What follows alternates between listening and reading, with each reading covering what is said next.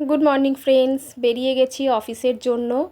আর দমদম থেকে ট্রেনে উঠেছি। দেখো ট্রেনে প্রচণ্ড ভিড়, এইভাবেই প্রতিদিন ভিড়ের মধ্যেই অফিসে যেতে হয়।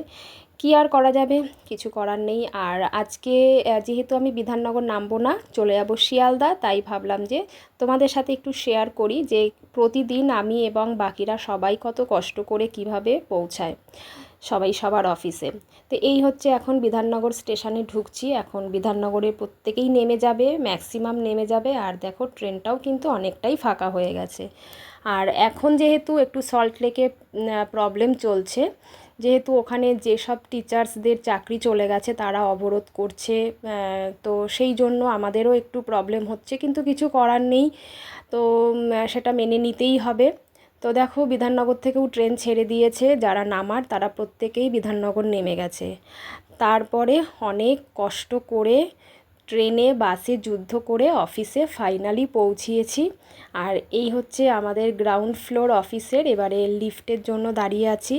তো লিফটে করে চলে এসেছি, এবারে অফিসে ঢুকে যাব।